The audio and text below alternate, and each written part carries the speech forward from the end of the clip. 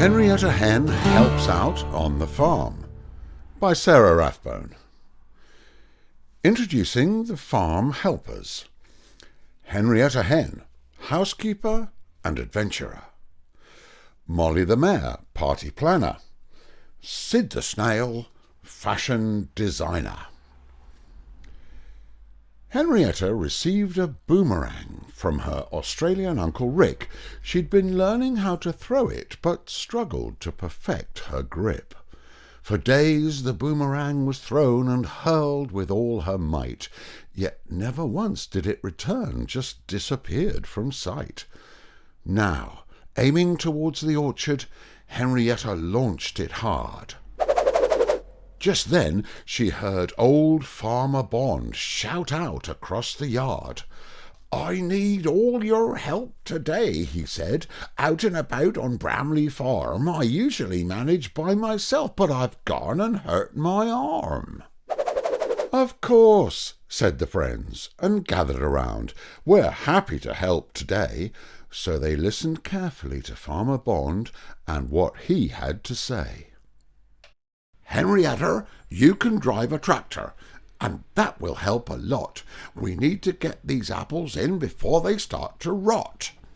This is a very important job, I'm sure you'll all agree. Now, firstly, Molly, put a sheet under every apple tree. Henrietta, use the apple shaker, be sure all the apples fall. Then, Molly, gather them in the sheets and then into the trailer by the wall. Sid, you can spot any hazards from the top of the tractor cab.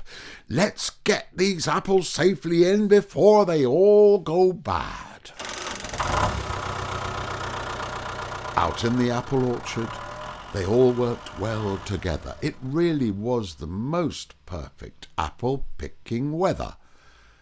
Now, apples were Molly's greatest love, so she'd eat the odd one for fun. "Oh, they're so scrumptiously sweet," she thought, and she'd have another one. "Stop!" shouted Sid. "I can see something in this tree." Molly looked over to see what it could be. A dazed Percy pigeon lay gazing at the sky, with a boomerang lying next to him and a tear in his eye.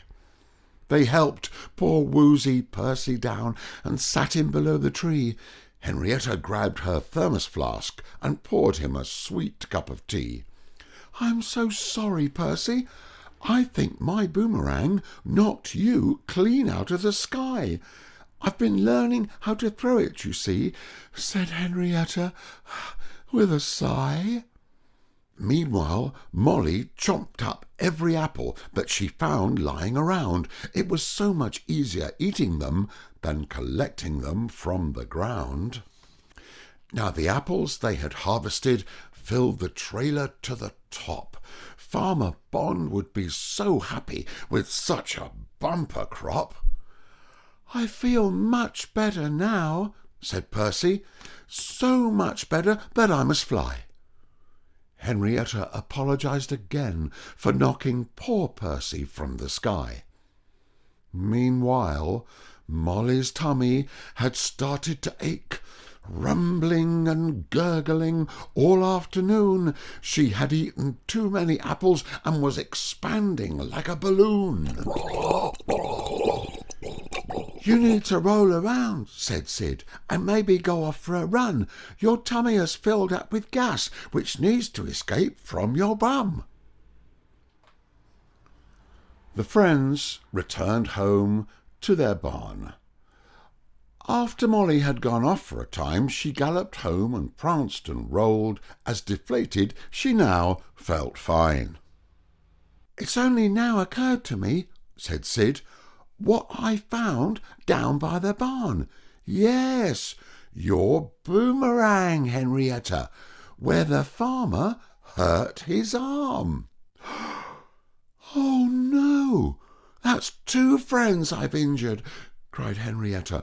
"2 friends since Wednesday." It's going back in the box this minute, which is where it's going to stay." Exhausted, Molly turned around and flopped down with a thump. And out from underneath her tail escaped another noisy trump. "Excuse me, and night-night," said Molly. Sid retreated inside his shell. Henrietta held her beak and said, "Good night, all. Sleep well." And that's the end of Henrietta Hen Helps Out on the Farm. Night-night, and sleep well.